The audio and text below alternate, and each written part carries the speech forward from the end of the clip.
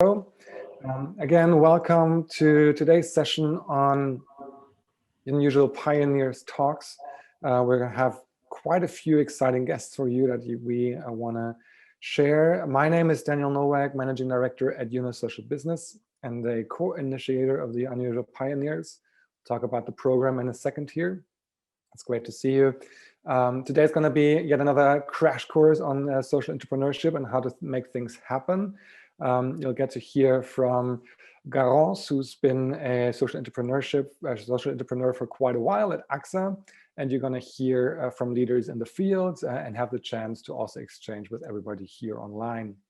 Special thanks to Porticus and the Schwab Foundation, the partners that make all of this possible, and the other ecosystem partners that we are now able to introduce one by one to you.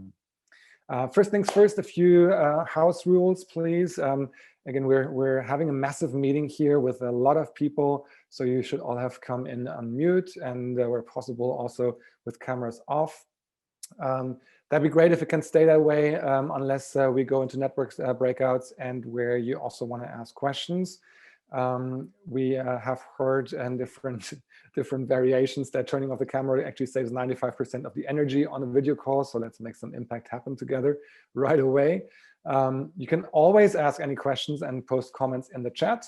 Feel free to use that widely. We've also collected a lot of questions from our last session that we will keep referring back to and also in posting. So feel free to just share that there. We are recording the session and we will posting it and some of the excerpts from it. So if you have any colleagues or friends who couldn't make it today, feel free to forward that to them. And if you have any issues on tech support, you can find our colleagues in the participant list and approach them. So again, really good to have that diversity here. And I just want to quickly go through the agenda here. We'll go quickly into the program of the Unusual Pioneers to talk a bit with you about what this is all about. We'll introduce you to Maggie Dupree, co-founder and CEO of the League of Intrapreneurs, as well as Francois Bonici, who heads up the Schwab Foundation and social innovation at the World Economic Forum. And then we'll have a lot of time to have an interview with Garance, as I mentioned. Our CEO and co-founder Saskia Breusten will lead that. And then at the end, we have the opportunity for Q&A from you. And then at the very end, we also have the opportunity for you to network with people here on the call. So you'll have the chance to meet people you haven't met before, hopefully. So let's get this started. Lisa, if you can go to the next slide, please, for me, that would be helpful. So the Unusual Pioneers program, which is really the impetus why we're doing all of this today, is a program that wants to encourage people inside of companies to take up action and create initiatives that really solve some of the most pressing social or environmental problems in the world. We call that social intrapreneurship. So using the assets and resources of your company to build a market-based solution to some of the most pressing issues. We'll hear about what exactly that is. What one example that we had featured last time around was, for example, Essilor's initiative to provide eye care support to the most vulnerable people around the world through a network of micro-entrepreneurs, using their expertise and skills as glass manufacturers and ophthalmics experts, but bringing access to eye care for the 2 billion people around the world who lack that kind of access.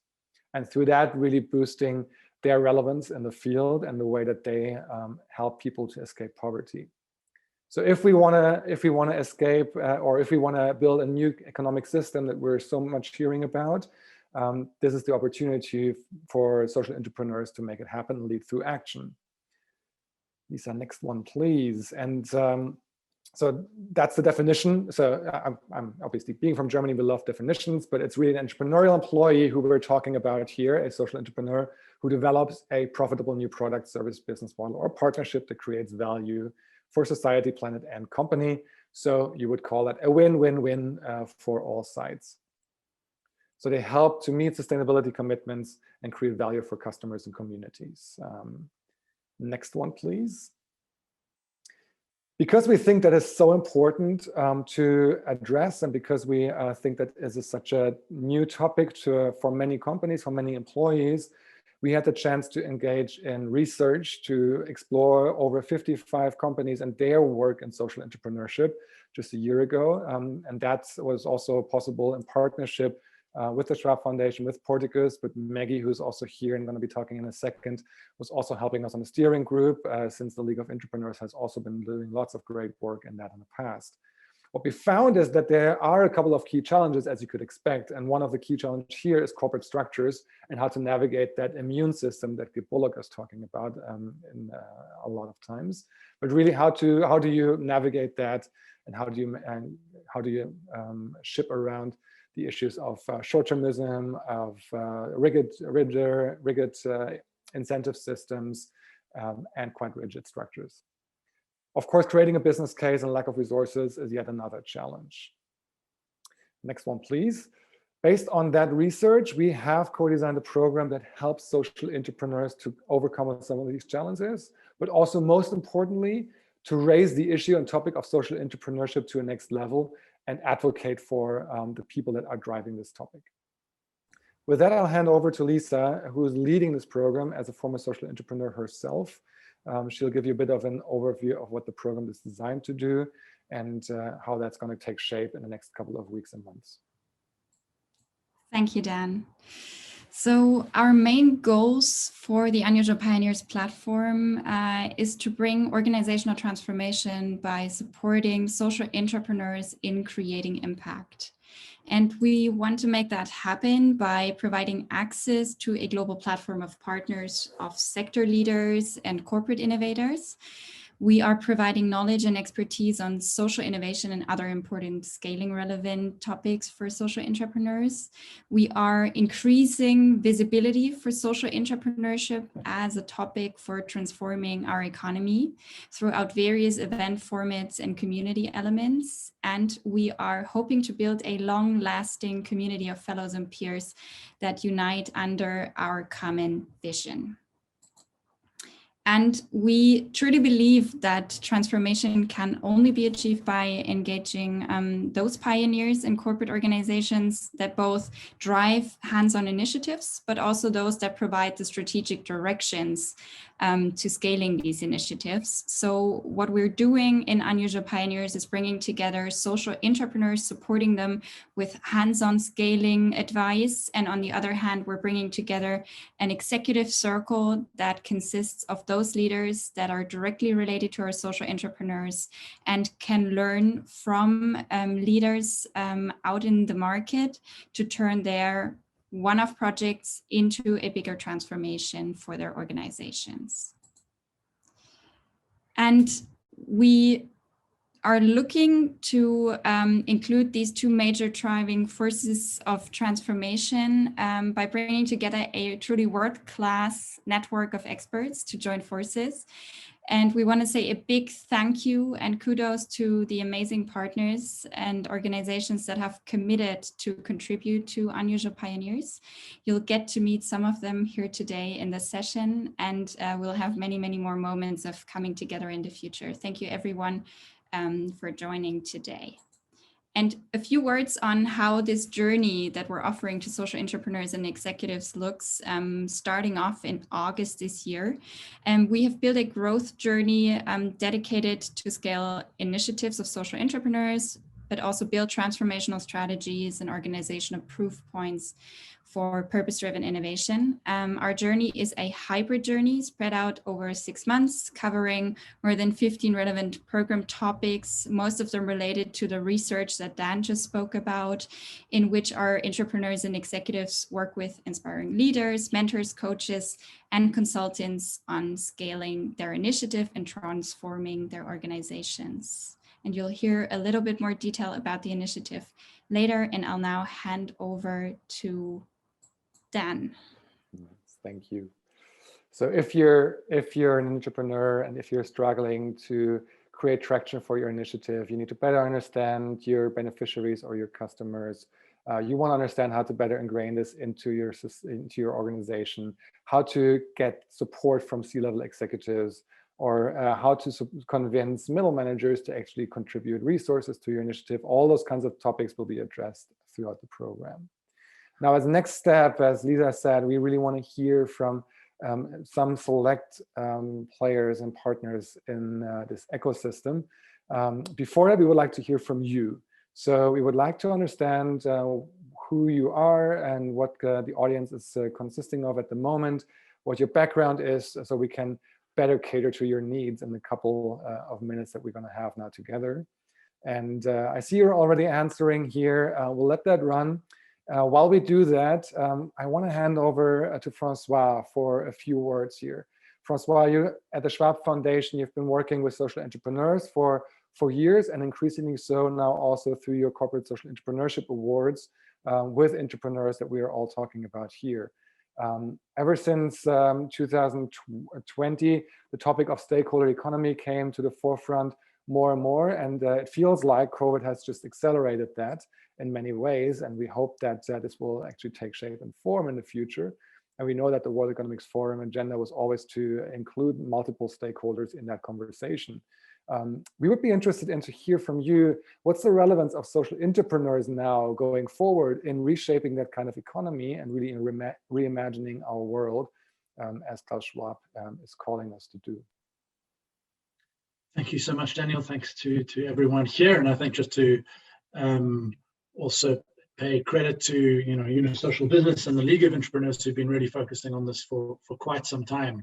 I think from the Schwab Foundation point of view, recognizing that the practices of social innovation and social entrepreneurs have long been embedded inside other institutions.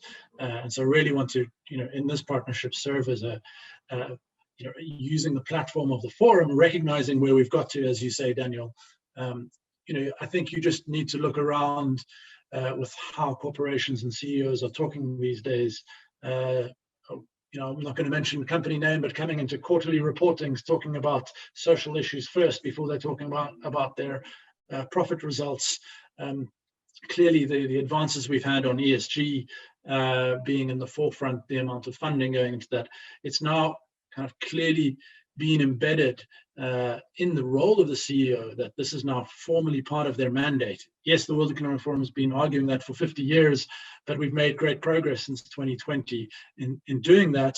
And really, one of the tools I think we're here to recognize is to be able to say to that executive circle that within their own companies, they could find some of the answers of the questions they're asking their board, their stakeholders around how do we build purpose-led companies? How do we contribute actively to social inclusion? How do we even contribute towards social justice? Very, very, very hard questions for company CEOs to be answering these days.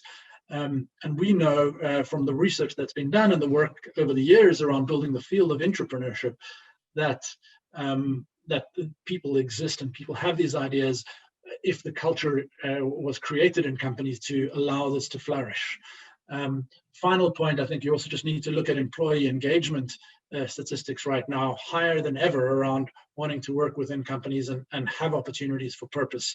And so not only kind of the external level, but certainly the internal level, the drive within inside companies and how disconnected employees are feeling for those companies that aren't connected in purpose right now, that it is affecting every single person in the world.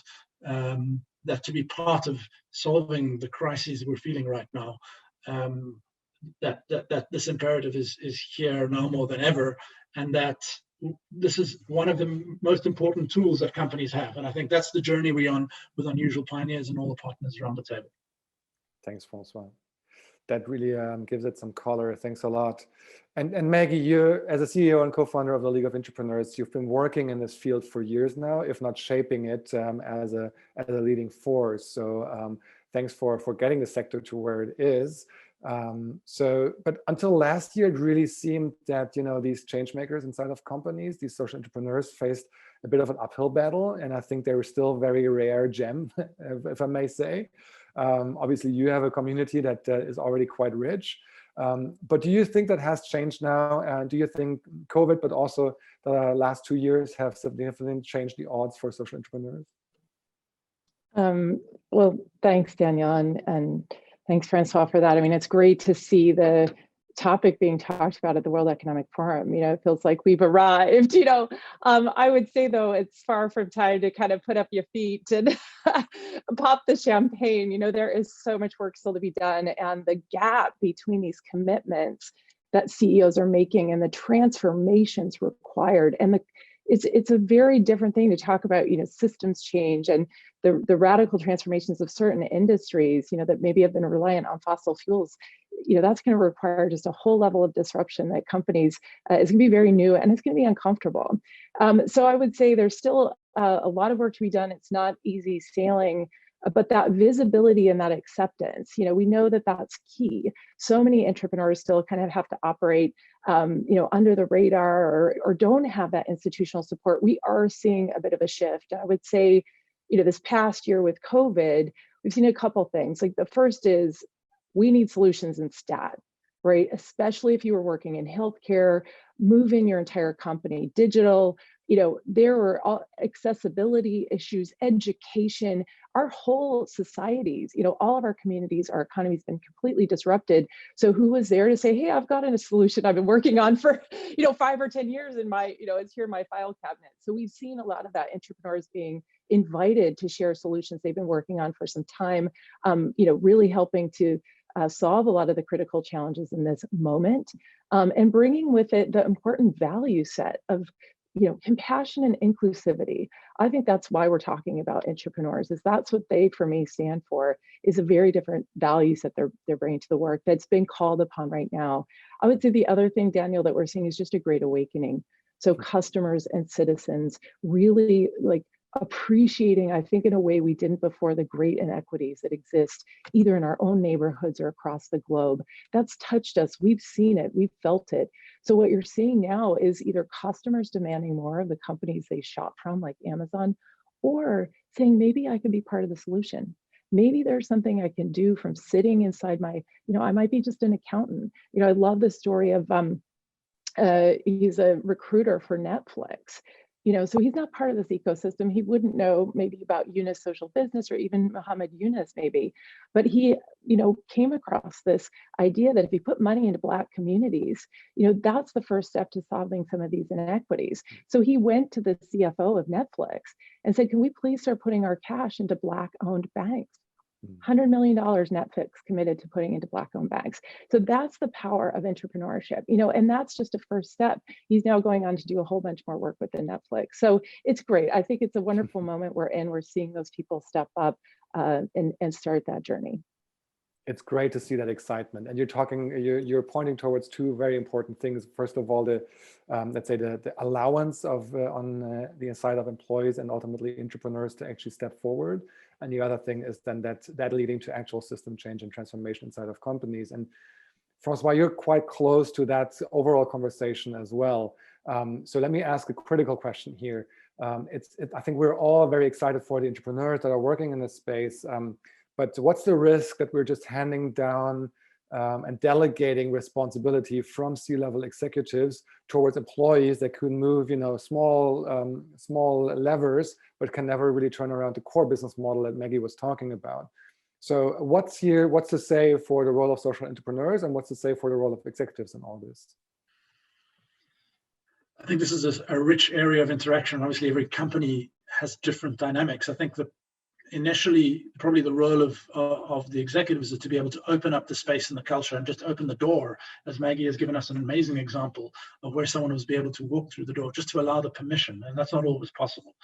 That someone's not going to lose their job or, be thought of not focusing on the bottom line, etc. And at the same time, then the responsibility of corporate employees, of all of us who work in no matter actually what institution, not only businesses, is to evolve the institutions that we work in. Essentially, we as human beings designed organizations to try and serve us as society, and somehow we've ended up serving them. And I think there's a bit of an awakening happening right now. And so for me, the responsibility is then also to, is to have the ambition to make this not only a side project, but actually something that does start to demonstrate and work its way into the DNA of a company. And that can be a very hard journey to do. And you will hear some of the stories, and I'm sure Garance has kind of frontline experience of all of that work. But I think that's what also kind of the Unusual Pioneer talks are to kind of share some of those journeys, because there are so many different roads. But also the program is there to actually provide support, given we know from the research how many of those barriers are internal. So I'll leave it there. Great. No, thanks. I think it's time that we then also look at accountability, at corporate accountability. And we talk a lot about systems change. So one last question to Maggie. And you're very much on the forefront of that, and you're very much focusing on that. But also at the same time, you're looking at the individuals, which I really admire, really growing those leaders as people, in a very personal way. So just interested, what's your secret sauce to strengthening those leaders to not burn out also, but based on actually the responsibility they're shouldering, but at the same time obviously then also affect the change that you want to see with them? Thanks, Daniel. Well, I think for the social entrepreneurs, and obviously the work you've done with social entrepreneurs, this is going to be very familiar, but the same goes for an intrapreneur, is a sense of identity and belonging to something bigger, because the work is challenging. And when you're an intrapreneur like Garance, coming up with a new idea, even if it's a great idea, you're going to get all sorts of pushback signals that it's not valued, or you're not valued. And so to have language to talk about your work, I mean, we really learned that from Eunice Social Business, from Ashoka and other communities, from Schwab Foundation, pushing the social entrepreneurship agenda. We saw the power of language and the power of community and identity. So we replicated what you've done, and it's that, right? So that's the first thing, is this invitation to see that you are a valuable part of the social innovation ecosystem. We need you, don't leave. And, you have support systems, right? So there are intrapreneurs within your organization, across sectors, across geographies, that the league tries to help connect you with, so you can feel less alone, but also learn together. I mean, that's the other thing, is there isn't a roadmap. Many of us have probably gone to business school or other professional degrees. They don't teach you intrapreneurship. They're starting to, which is great. We're seeing programs develop, but I didn't learn about intrapreneurship. And so we've written a book, and we create spaces and wonderful events like this, right, where you come together and learn from the front lines, who's really doing it. So that is it. It's like identity, I'm part of something bigger, spaces for learning and sharing that knowledge, absolutely, and community. So yeah. Thanks, Maggie. Thanks for sharing, and so glad to have you on board. Those of you joining the program will hear much more from the League of Intrapreneurs and be able to benefit from the resources that you've built over the years. Maggie just shared the link to the League. Very much encourage you to look at that. With that, I'll actually hand over to Saskia Brösten, our CEO and co-founder, and she'll lead the interview with Garance Wattez-Richard. Thanks. Well, fantastic, Daniel. Thank you so much. I'll maybe just refer briefly to the poll that you've all taken part in. So there's about 25% people coming from corporate backgrounds. We have about 20% from social entrepreneurs. We have another 20% from the public and NGO, and the rest from other, whatever that exactly means. So I think we have a good cross-sectoral mix, which is great, because that's the type of partnership that you need to actually solve some of the really tough problems out there. So with that, thanks very much, Dan. For those of you who don't know me, my name is Saskia Brösten. I'm one of the co-founders of Eunice Social Business, and it's an incredible honor to be here today and have Garance Wattez-Richard as my let's say co-speaker here. Let's say you're the speaker. I'm just asking you a couple of questions, I should say, Garance. I'm really delighted. We met last year around the World Economic Forum, and I've been following your work. And of course, we've been doing some research on the work that you've been doing at AXA. So we're just really, really delighted. So for everyone who hasn't heard of Garance, she is the CEO of AXA Emerging Customers, and is serving over 18 million customers from emerging markets that are lower middle income with essential insurance products. and has started that as a corporate social entrepreneur within AXA, has left her very successful career behind and said, this is the one thing that I want to focus on. So we're really delighted, Garance, to have you here with us this afternoon. Thank you, Saskia. Exactly. So Garance, what I just love to start off with, and maybe in 1 minute, if you can explain what you do at AXA Emerging Customers, that would be extremely helpful for everyone so they get a little bit of a picture. With pleasure, and thank you so much for having me. I have to say it's quite exciting to be on this talk and to be able to debate this kind of topic. At AXA Emerging Customers, which we founded in 2016, we aim to protect those that I like to call too rich to be poor and too poor to be rich. Initially in emerging markets and increasingly actually in mature markets. So that means the people that are, I like to be concrete. So, you know, they're going to range from smallholder farmers, mom and pop shop owners, micro-entrepreneurs,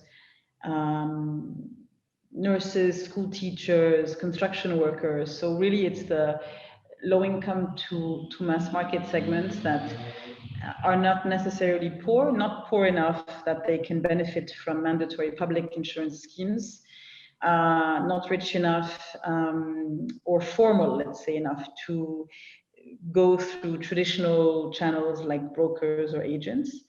But even if they are starting to change their socioeconomic status or, you know, improve their lives and their children, or even they are literate, etc., they remain extremely vulnerable, which means that the slightest fire or flood or death entails basically taking children out of school and going back to the village. Changing socioeconomic status downwards is actually very quick. Going back up takes several generations. And what we realized is that when the mandate I was given to start this, initially the leadership of AXA called it microinsurance, which I quickly changed, but the mandate was very simply start where insurance stops. But in the mind of management, this meant starting very, very low. And we hadn't realized and become conscious of the fact that insurance stopped very, very high. So insurers in the emerging world will target A and B as segments, so high net worth and mass affluent, and they would only penetrate A, so high net worth. It's quite impressive the extent to which insurance is under penetrated in the emerging world, which means the vulnerability is very high. Now, of course, there are a lot of informal risk management strategies, and these are populations that are unbelievably good risk managers, much better than we are, and very sophisticated in the way they manage their everyday risks, but it's very expensive and not very efficient. So today we protect a variety of risks. It's not because people have less money that the risks all of a sudden are very different. So, you know, it's life and death and fire and flood and health and education and what have you. What's your favorite insurance product? I was going to ask you exactly that right now. So tell me about that. What's your favorite product where you think that has even the most impact that you're providing to your customers? I love that question. I don't think anybody has ever asked me that before. Just give me a second. It's a product because when I talked about the segments we were covering, of course, there's women, which is close to my heart. And that is sort of a transversal, it's like when in the beginning, the management committee of AXA, they said, yeah, we have to protect, women, handicapped, etc., like all the minorities, And we did a lot of surveys. When we started with a lot of arrogance, not only because we're an insurance company, but we're French, so we're not helped in terms of our DNA, and only I can say that. But we launched and made a huge amount of mistakes. So we took a step back and decided to do a lot of focus groups and surveys, etc. And one thing that came out a lot was from women was that their first answer, be it in African women, Asian women, Latin American women from all over. They would say men do not know how to live alone. And so their primary concern was that if something happened to them, it was 100% certainty that their husbands would get married again, and that the second wife would not take care of their children as they should.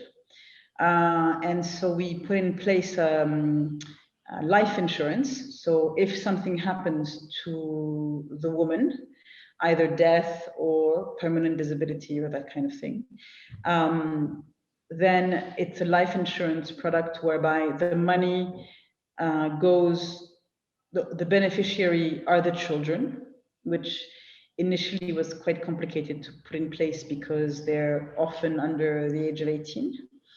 So the beneficiaries are the children, and the money is not sent to the husband or to the families, but directly to the schools or to the university, so that we don't take a risk of it being used for something else. Got it. That's helpful. So just to get it clear in everyone's head, to make it super concrete. So a product like that, what would that cost? Like, how would that function? You know, how would you find the customer? And like, I hear that there's a lot being done via digital devices, etc. Can you just walk us through it so we can all imagine what it actually means, this AXA Emerging Customer product portfolio? No, absolutely. So as I was saying in the beginning, we don't go through agents and brokers, because they're channels that these people don't turn to naturally and don't know where to go. Also because it's too expensive, because the way that the agent broker model works is that they are incentivized by product. But these products are so little that that's too big a mouth to feed. So we are going to use, our model is only B2B2C. So we only use existing distribution networks. And so it's partner-based. So the types of partners we're going to work with are financial institutions, telcos, e-wallets, factories, remittance companies, and the like. It's them that are going to distribute, because they will have a more trusted household brand name than insurance. I'm not sure. Insurance is probably the least trusted of brand names. So we work with companies that are trusted by the micro-entrepreneurs, the SMEs, the households. And it's very often through digital, although not only. Financial institutions is going to be quite physical. So MFIs, etc., were very hard hit during the COVID crisis, especially since MFIs have a large majority of women clients. So yes, you're right, there is a share of digital. And how this works is that it's offered through the phone, through either a push system or an option system, an opt-out or an opt-in. And they just have to put their name, and either they say, either it's a system whereby, let's say if I take a telco, we say, okay, you telco, what is your KPI? What are you looking to do? And the telco will say market share retention, market share growth, brand image, loyalty, revenues. Let's say those are the main KPIs. And we'll say, okay, so we're going to help you reach those KPIs. So let's say we take revenue. We'll say to them, okay, if we incentivize your women client base, and it can be men who take up this product. So we incentivize your client base, and you want to get them to top up their SIM cards more than they do, more often, or every month, a higher amount, because there's so much competition, right, between telcos. And so you want to steal market share, obviously, from your competitor. So we'll put in place an algorithm that sends an SMS to the person and says, you usually top up 100 every month. So this is customized, right? We have the data as to how much this person usually tops up. If next month you top up 110, then for the next 3 months, you will have a life insurance. If you then do this for 6 months, you will have access to a discounted insurance product whereby you can include your family, or you can include more risks. Ultimately, sorry? I think somebody's not on mute. Whoever is not Okay. on mute, would you mute yourself, please? And then Garance will just continue meanwhile. But actually, while I think basically, you just explained how very smart you also managed to actually reach your customers via, let's say, collaboration with telcos, etc. So I think it's really fascinating. I see a question popping up saying, how many people are you reaching? It's 18 million people that Garance is reaching with these a variety of different products from I think now it's 22. Yeah. Reaching them via the end, let's say, and cell phones, etc. Given I have so many questions for you, Garance, I'm going to stop you with that initial question. Actually, want to ask you, how did you actually get started with this whole thing? Like, how did this, because that's a question that I get from a lot of aspiring corporate social entrepreneurs. They're like, I think this is so cool, my company could do all these things, but how do I get started? So if you can walk us a little bit through that journey, and also what challenges that you faced along the journey, that would be super helpful. Of course. So I think that there are two key success factors to start off with. The first is you have to have something to be bring to the table. So let's say from my previous job, I wasn't doing this kind of work at all.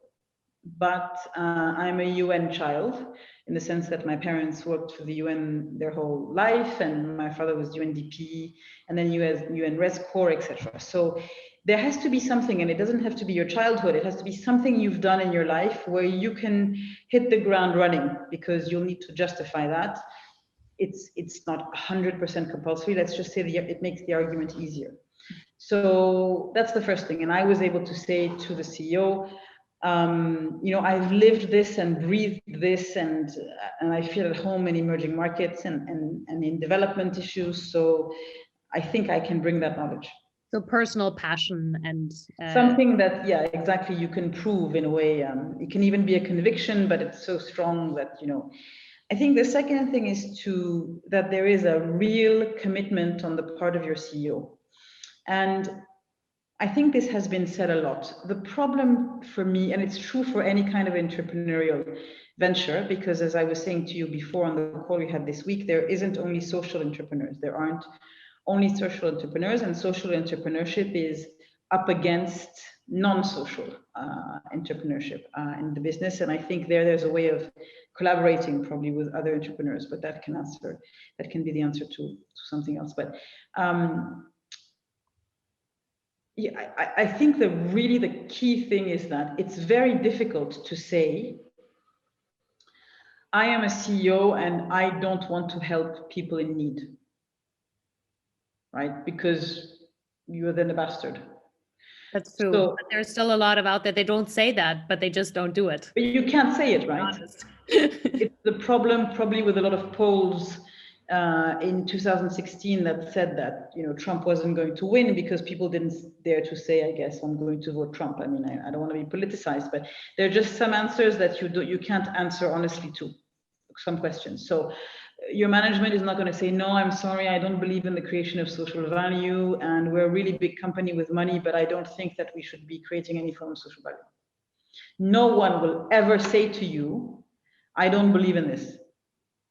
But you have to be the one who makes a difference between people who are saying yes to be nice and to be politically correct and socially acceptable, and people who are saying yes because they are actually going to put their money where their mouth is and throw themselves at this subject. And today in AXA, be it the CEO, the chairman, the deputy CEO, whoever is in a really leading position, I know for a fact that every single interaction they have at the strategic level, whatever, they'll always say, what are you doing on financial inclusion?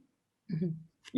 And has that been also an educational awareness journey that I've helped to lead? Of course, because it's not their first instinct and they don't necessarily know about it. It's not that they're against it, they're just not familiar. But you have to make sure that they're not saying no to be correct. If they're saying no to be correct, I don't want to sound like a party pooper, but yeah, I'm not sure I would go for it. So you're saying personal passion, CEO buy-in, and actually being able to make a business case are a couple of the key success factors that you've been seeing. Just wondering, just also... I'm saying CEO conviction for real. and not CEO conviction lip service. Mm-hmm. Mm-hmm. And of course, a business plan. Now, that's without a doubt has to be a huge box that is ticked. Mm-hmm. The way AXA Emerging Customer was presented to our ExCom was that it had two legs, mm-hmm. a business leg and a social leg, and that each leg was equal. Mm-hmm. And I really think that one of the issues of entrepreneurship within big companies is that we are up against convictions, but we're up against other entrepreneurial projects that are not social. Mm-hmm. And in this case, you can do two things. Either there's a strong conviction on the part of management and you show it as being complementary, or, which is something honestly I could have done if there had been less commitment, but there was very strong management commitment in AXA. But had there not been, I could see myself going to the other entrepreneurs of the company, and maybe a key success factor, which I know that people don't always agree with me but I do think there is an advantage of having been in the company for a long time, because you can call upon people who owe you stuff, mm-hmm. with whom you have kudos or credit or whatever it is. And I think it did make my life easier to have been the executive assistant of very high-placed people, which meant that I had contact with them regularly, and it was easier for me than to pick up my phone. Mm-hmm. Mm-hmm. Mm-hmm. But you can always go and see other entrepreneurial businesses within the company and say, listen, I think there's space for a social angle in what you're doing. Mm-hmm. So let's join forces. Mm-hmm. Because I don't think that other entrepreneurial initiatives have the same bottlenecks as social business entrepreneurial initiatives.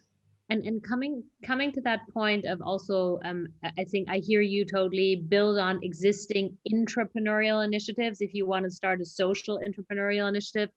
Just coming back to the point about making that case, because now you were in the lucky position that you actually at least had a CEO that was actually supportive of this initiative from the start. But if you want to make the case that this also benefits the business and it's just not social dreamery, how do you make that? Do you have examples of concrete positive benefits that AXA has had from the fact that AXA Emerging Customers exist? I have profit. Okay. So you're a profitable business. Yes. Mm-hmm. And I'm a profitable business by AXA entity in each market and taking into account central costs. Mm-hmm. It's just a two-syllable word. I think that's already a great point. Then people will argue you may be diluting the overall profit. So are there other benefits on top of that that you can bring back to the business? Like, let's say. What do you mean by diluting? Potentially your profit may be lower than other insurance in terms of margins. Is that, I don't know if that's the case in your case, but no. Are there other benefits that you're also trying to bring back, like, let's say, innovation or anything of that sort? So we're not, profit is not average. So I know what you mean by technical margin, but on average, that we don't communicate on average. I mean, we obviously have what we call a loss ratio and a combined ratio, but it just so happens that emerging customers is better than the traditional business, which is actually a characteristic that I'm fighting against because we're probably too profitable. So my fight is to say to actuaries, I want less exclusions, and to financier, I want it to be less profitable, but that's another story. But we don't do average. So it's overall, it's profitable for the business net. But of course, beyond that, there's brand, image, reputation, talent attraction that are very difficult to measure. And what isn't measurable doesn't exist. But it's things that we are trying to measure as much as we can to show the benefit to AXA of being positioned on this segment. Yes, reverse innovation, because this is a business, and I think often social entrepreneur ventures are about simplifying things, making things very accessible, very affordable. So, and this is quite hard, making things easy. People have people have a tendency within big companies of confusing the word simple and the word easy. And actually, the simpler it is, the harder it is behind the curtain to put in place from an operational and IT point of view, logistics, regulation. It's a very regulated market. But if we're able to do it for customers that tick boxes of not being aware of insurance, having quite low revenue, us having very little information about them, then who can do more can do less. Right. And so it's true that we're pushing to illustrate reverse innovation, talent attraction, etc. It's just harder as a case where we're in the middle of a crisis and basically all eyes are focused on the share price and on the bottom line. I understand. So in your case, you're arguing more about it is a profitable business unit. We have so leave me alone. It's profitable. Leave me alone. Leave me alone. Stay away. I have many follow-up questions around that, how you manage that. But I know we're also running out of time, and I also want to allow for some Q&A coming from the audience in the next couple of minutes. So there's just one final question I want you to maybe answer in, let's say, 30 seconds. If there is any particular practical advice that you would give to any corporate employee who is at the beginning of their journey and who wants to basically emulate what you've been doing, the success, the massive social impact success that you've been able to bring to the table through AXA Emerging Customers, what would that practical advice be for that corporate employee? So I hope already I've answered partly that. I hope I've been concrete. I think it's very much about being resilient because most bottlenecks are going to be internal. The external world needs social entrepreneurship. So it's not going to be client demand, partnership demand. It's really going to be internal bottlenecks. So it's resilience and a lot of humility, I would say, because we really need you need to dialogue a lot with people. It's a change of mindset, which, excuse my French, sounds quite bullshitty, but it is a change of mindset. From AXA, it meant new products, new operation systems, new IT, new segments, new filings, new everything. So you have to give it time. You have to build a financial business case. If you don't put things in numbers, if it cannot be measured, you will never be taken seriously. And there has to be a financial leg to what you're doing. Unless you are part of the corporate responsibility team, which I also think justifies itself extremely well and probably puts less pressure, but in times of crises may make things more difficult. And for anything to be sustainable, it has to auto-finance. Yeah. I think that's a very helpful. The point is really make sure whatever initiative you come up with, it has a very clear focus on the social impact or environmental impact you want to create, but that it can also be profitable. So you don't run into the next slashing of a corporate budget whenever the next financial crisis hits us, which is on its way. Exactly. So, and make sure that before you present anything, get the right people on board. Don't make any noise before you're ready. I think the French expression, which is pour vivre heureux, vivons cachés, to live happy, live hidden, is really very true. And the last one, which I think I've repeated a lot in some other blogs, is it's better to ask for forgiveness than for permission.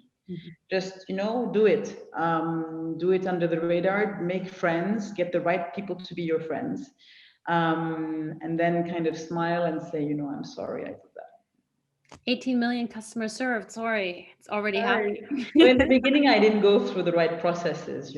It's okay. It's small in the beginning. So your excuse is to say, come on, I didn't tick all the boxes. But the worst case is I get 100% fraud. It doesn't even move the comma of the organization's results. So what do you care? Exactly. Well, thank you so much, Garance. This was awesome. What I'll do is I'll briefly hand over to my colleague, Lisa, who will tell us a little bit more, a couple of things for those people who may be interested in wanting to become a social entrepreneur themselves or already have a slightly smaller initiative or an initiative where they would love to exchange with people like you. She'll tell us a little bit more about the Unusual Pioneers program that we are kicking off with the World Economic Forum and Schwab Foundation, Porticos, and many other awesome partners like the League of Intrapreneurs. And then we'll open up to all the awesome questions that are already rolling in here into the chat to ask, make sure that we can get those answered as well. So just quickly, Lisa, to you, and then Garance will keep you on the panel meanwhile and ask a couple of questions once Lisa is done as well. Thank you, Saskia. I just want to use the chance to tell you how those of you who are social entrepreneurs can get to work with inspiring individuals like Garance very soon, starting off August this year. We're inviting the global community of social entrepreneurs cross-industry to apply for one of 15 of our program seats. We're asking you to hand in your application on our website before March 15th. Please make sure to tell us what your concrete needs are and how we can support you best. And depending on your development stage, you can choose from one of 2 program tracks in your application. Happy to tell you more if you want to in a separate chat. After this application, we're inviting the most promising candidates to an interview with the program team, so you get to know us and our spirit a little bit, and you can tell us a bit more about yourself. And then the top 15 entrepreneurs will be nominated to join the cohort on April 15th. And we're very much looking forward to receiving your applications or simply having a chat. Please do reach out if you like and send us an email to hello@unusualpioneers.com, contact me on LinkedIn or any other way you want to get involved. Fantastic. Thank you, Lisa. And now I'll come back to a couple of minutes, literally like 1 or 2 questions we'll be able to ask. If you have any questions to Garance or also to the Unusual Pioneers program, please continue posting them in here. And we can also perhaps after the event share some of the answers with you. So Garance, I think, and then I want to mention also at the end, let's say in 5 minutes, we'll be able to end up in breakout rooms, because we know from our last event that people love the exchange with others on this call. So we'll just automatically throw you all into breakout rooms. You just have to click accept, and then you'll be able to, in very small groups, network, like as if you're having a coffee after the event. So that will happen in like 3-4 minutes after we've been able to have a couple of answers from Garance. So Garance, just looking at one very interesting question that is popping up. I'm curious to hear from Morgan Motzel. I'm curious to hear more about, oops, now it just went away. And now it's, the question popped away. About what Garance said about trying to make the products less profitable to make them more high impact. So I guess the trade-off between profits and impact. So whether you can share more about that and how you would go about making that case to the organization. Thanks, Dan, for saving me. On higher impact and more and less profitability, is that your question? I was answering the last. Yeah, you mentioned that you're trying to make some of your products less profitable to make them more high impact. That's what somebody heard. Yes. So yes, because this is an area, insurance, right, that is not necessarily something that people are very familiar with. So even if they fully understand the principle of it, then even you and me, when we have an insurance policy, we don't really always know, who to call, apart from like Ghostbusters, when there's a problem, right? Who do you call? When do you call? When does the situation correspond to a possible claim?